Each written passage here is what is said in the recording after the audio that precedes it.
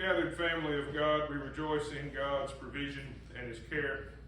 We rejoice in this season known as ordinary time, where we are reminded to number our days that we may gain a heart of wisdom, that we're reminded that God is at work in us, renewing us, restoring us, and growing us into all that He intends for us to be.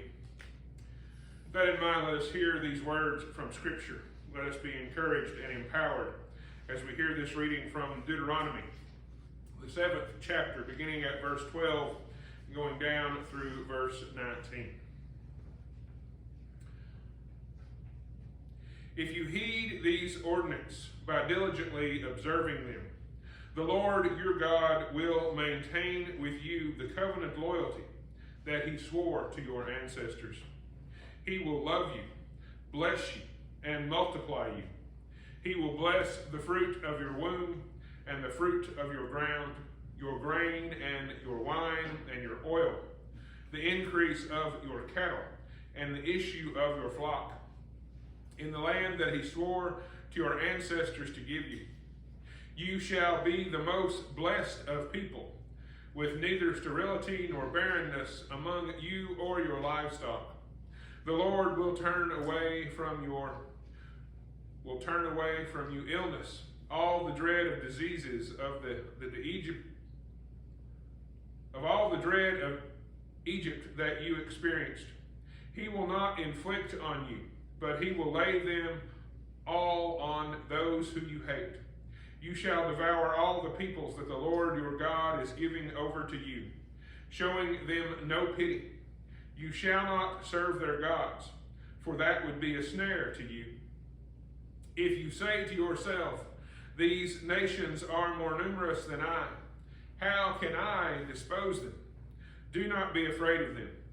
Just remember what the Lord your God did to Pharaoh and to all of Egypt, the great trials that your eyes saw, the signs and wonders, the mighty hand and the outstretched arm by which the Lord your God brought you out. The Lord your God will do the same to all the peoples to whom you are afraid. The word of the Lord. Thanks be to God. Let us hear also this reading from John's Gospel. Here we'll be reading in chapter 15, beginning at verse 18 and going down through verse 27. Pray that our hearts and minds are still open to hear what Scripture is saying to us, the church. If the world hates you, be aware that it hated me before it hated you.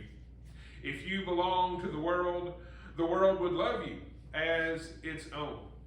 Because you do not belong to the world, but I have chosen you out of the world. Therefore, the world hates you. Remember the word that I said to you, servants are not greater than their master. If they persecute me, they will persecute you. If they kept my word, they will keep yours also. But they will do all these things to you on account of my name, because they do not know Him who sent me. If I had not come and spoken to them, they would not have sinned.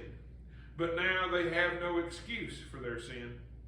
Whoever hates me hates my Father also. If they had not done among them the works that no one else did, they would not have sinned. But now they have seen and hated both me and my Father. It was to fulfill the word that is written in their law. They hated me without a cause. And when the advocate comes, whom I will send to you from the Father, the Spirit of truth who comes from the Father, He will testify on my behalf. You also are to testify, because you have been with me from the beginning. The word of the Lord. Thanks be to God. May all who have heard these words trust that they come from our good, gracious, and loving God, that they are to strengthen, to encourage, to empower, and to give us hope in our testimonies each and every day. Please bow your heads with me for a word of prayer. Great and holy God, we pray that we will receive your wisdom and grace. We pray that we'll be filled up to overflowing by your word, we pray that we will rejoice and go out and spread the word of your love to all people. We thank you, God, and we praise you. We rejoice in you. It's in Christ's name we pray. Amen. Today we'll be finishing our series on doing greater things in the fulfilling of what Christ said in John's Gospel in the 14th chapter, that you will have seen the wonderful things that I have done, and you will go out and do even greater things. I imagine we're still struggling with that concept that we can do greater things than God, and as I've been working on helping us define and realize, it's not that we'll do them by ourselves, it's that we'll do them with the Spirit of God, by the Spirit of God, and for God's honor and glory and praise. I all too often get tore up in doing things for other people's praise instead of for God's praise, or actually just wanting to praise for myself. Just saw that in my broken sinfulness yesterday, and that I'd been asked to do something and I got it done and no one noticed. The person that I asked for specifically didn't even pay attention to any of the sweat and hard work I'd done. And thankfully I didn't get into a fit over it. I remember, oh yes, I'm serving God, not them. They're not paying me. I didn't come out here to honor them as much as I came out here to honor God. So I'm glad I did what I was supposed to. Whether they'll notice, that shouldn't concern me, but it does, because I'm sinful and broken. And of course, it is a stumbling block who we work for, what we testify to, isn't it? I mean, the reality of what I read here in Deuteronomy, this whole concept of keeping God's ordinances and living by them, and how great and wonderful our life would be if we did live that way.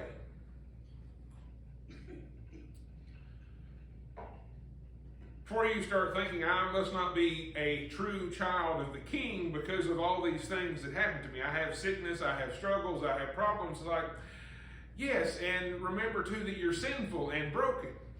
Remember too that God gives all sorts of actions to train us, to teach us, and to direct us. I always have to remind myself and others that, remember, God sent the Israelites into the situation that had them in Egypt. God's plan included having a famine come, and that the solution for that famine was, before the famine showed up, God had a bunch of brothers send their most should have been honored brother. He was loved by their dad, but they didn't like that, so they sold him into slavery, who then, became the one who cared for them. God has some different plans, so please don't be thinking you've ever figured out the mind of God. As a pastor who studied some of the best thinkers on faith and whatever else, I can tell you, they soon said, no, I don't have a clue either. That's the whole reality of being a follower of the Lord, is we do have to follow God. We can't try to second guess God. We can't try to lead God. I had a time in my life when I had a small dog in a 4-H project where I was supposed to go and train this dog. The standard reality is that the local newspaper would often come and take pictures of me and my family because Mom worked with them closely as the 4-H volunteer agent. So there's this picture, if you were to go back to the Daily Times, and you'll see this dog about this big, and monstrous me standing behind it as I'm trying to teach this dog. True reality is God was using that moment to teach me, because God gave me that realization. Yes, Roy, you're so often just like that dog. You're supposed to be on a leash, being led, being guided, but you're like that dog, running around, normally tying the leash around my legs and trying to trip me. Most of that time when I was at the 4-H arena trying to figure that out, that's what was happening. I was trying to get the dog out from around my legs. I finally did get her to sit and stay and somewhat walk on leash, but we never did anything off leash. That was the end goal.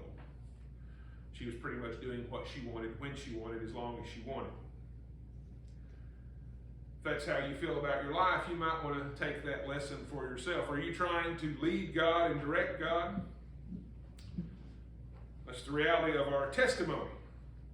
What do our lives tell others about our relationship with God? I, for the longest time, didn't dare want to put any sort of markers on any vehicle I had that might let people know I was a pastor or in any way, shape, or form a follower of God, because I knew how my brokenness might be interpreted. I had seen the news report and heard the story told many times of a lady who got pulled over by the police, and when the officer came up to the car, she said, "Officer, why have you pulled me over?" He's like, after he checked all her materials and all this other stuff, said, "Well, I was not certain that this was your car because of the words I heard coming out of your mouth after that car cut you off. You've got all these Christian stickers and proclamations on your car, and yet the words that were coming out of your mouth gave no indication that this was actually your car." Lady was a preacher's wife, just to really drill in that reality of, yes, my wife's not here, that's why I can say that. It wasn't her, but that's just a joke. It was not her. But such is the problem, is once we make a statement of who we are, suddenly we're even more noticed for how we act and behave. If people know you're in a Christian and you're in a Christian community, it's a little bit different. Kind of that whole reality of how people talked about when they finally passed a law allowing grocery stores to sell alcohol. I saw it in the joke section of the paper that all alcohol sold was going to be registered as water, no matter how much it was. Some water would be much more expensive than others, but that's how it would be listed. And how if you were in the church Sunday school class and you were going to be shopping for this alcohol at the grocery store, you wanted to be sure if you did see your Sunday school teacher not to make eye contact. We Presbyterians recognize that everything in moderation is good and a little bit of alcohol can be helpful. But again, what sort of witness does that give? How are we being perceived? What is important to us? What God are we serving? Are we more concerned about how people will respond to us, or are we more concerned of how we'll give God glory, honor, and praise? Do we recognize, as Christ is telling his disciples just before he goes to the cross, if the world hates you, be aware that it hated me first? Are we trying to shine up to the world, to walk in harmony with the world, or are we trying to give testimony to our God? I dare say most of us probably haven't even given it that much thought, how anyone else might perceive us, how they might think about us. I know they kept talking about the students when I was at seminary that it's going to be so tough being a pastor because you'll be in a fishbowl. Everybody's going to be watching you and what you're doing. Of course, my thought of that, especially in our modern times, is no, they're not. They're looking at their phones. They're not paying any attention to us at all. We've actually become a nation, as some say, of cyborgs, because almost everybody has some little device in one hand or the other. You may even be like me and have a smartwatch, and that's how I started my phone taping. At least I think I did, because I use my smartwatch to turn my phone on, the camera. The things we get distracted by and overcome by. Have we been looking for the advocate? Have we been looking for the Holy Spirit to lead us? Again, I was very thankful that came upon me yesterday, that I didn't get in a upset moment because no one noticed all my hard work. What is our testimony? What do our actions tell others about us? Yes, I'm not even getting into our words because that's usually what people are paying attention to. We can say all sorts of things with our mouths, but people are watching what we do and how we respond. So another one of those numerous lists, if you're in the dating world and want to find somebody, things to do to help find out if this is a person you want to spend their time with. The one that I thought was most interesting was the statement of tip the waitress or waiter to spill a drink on the person you're with, and you'll find out exactly what sort of person they are. Because a cold beverage in their lap will either drive them insane, or they'll actually point out, that was just an accident, so sorry that happened. I've wondered many times if people have been trying to baptize me to see how I'll happen, the number of times drinks have been spilled on me. But having been a wait staff, I'm like, wow, it's tough, isn't it? I've even gotten so bold as to try to remember before I pray for my food to ask that waiter or waitress, is there anything I can pray for you about? We're about to pray over our food. We'd love to pray for you if we could. You want to have a good testimony with people, do stuff like that. And if you're going to be like me and make mistakes and say the wrong things and do the wrong things, say, I'm sorry. I'm struggling today. Let them know that you're just as human as they are. What is our testimony? Are we going to do greater things because we think we're all that, or are we going to do greater things because we know the one who is at work within us? What are we testifying to? I can testify for certain that my God has a lot more work to do. I rejoice that I am not the man I was, that I am better than I used to be, and that there is a lot more to do. I dare say we're probably all in that same boat. Some of you are a lot farther along than the rest of us. I can tell from looking at the outside. But then again, I also know there's lots of stuff that we shine up and make look really good when we're going out where people might see us.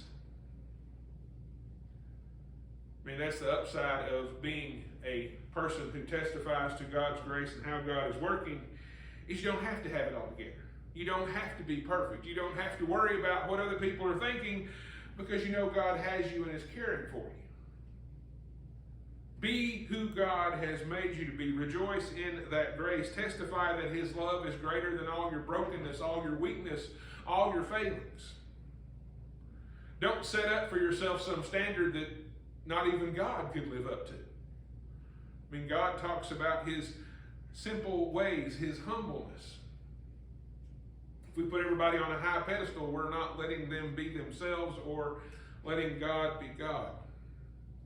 Because again, it looks like God might be making some mistakes sometimes. We need to check that and say, well, I just don't know what God is doing there.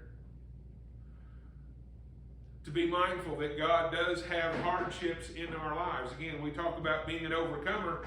You're not going to be an overcomer if you don't have anything to get over, will you? If you've always had it flat and smooth and easy, then there's not anything that you've ever had to overcome. Heard a couple of employers talking about, no, I don't want the person who had the top GPA because they've probably not had many struggles. They've been doing really, really well. I want the person who maybe got the C+ or B-. They had to work to get that, I'd be willing to bet. Where are you at in all this process? Are you trying to figure out where you would be? Are you afraid to testify to anything because you're afraid you'll have a bad testimony? That you've had it either too easy or too hard, or nobody would believe you? Remember, they didn't believe Christ either. He displayed His grace, His wonder, His glory. Again, you would think if there was a people that wouldn't make any more mistakes, you would think after the children of Israel came out of Egypt, they would say, no, we belong to God. We're going to follow Him always. They made declarations of how they would follow God time and time again. And then we have all the recordings of the prophets who continue to come and try to call them back. Sometimes they responded, sometimes they ignored. We're all that same broken people. Weak and struggling and in need of grace upon grace upon grace. If I have any testimony, it is that God continues to be gracious to me. He continues to forgive my shortcomings, my weak moments. That He doesn't hold against me when I get up a little ways in improvement and then fall even deeper and do it again and again and again. His grace abounds. And that is truly my testimony, that His grace is greater than all our sin. Let us rejoice in that love and care. Let us celebrate that God is with us each and every day. And let us be that blessing that He has made us to be, and testify to that love in everything we think and do and say. Let us give God the glory. Amen and amen.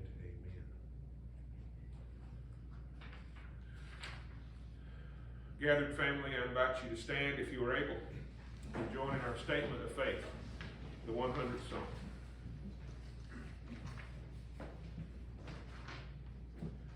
Make a joyful noise to the Lord, all the earth. Worship the Lord with gladness. Come into His presence with singing. Know that the Lord is God. It is He that made us, and we are His. We are His people and the sheep of His pasture. Enter His gates with thanksgiving and His courts with praise. Give thanks to Him. Bless his name, for the Lord is good. His steadfast love endures forever, and his faithfulness to all generations.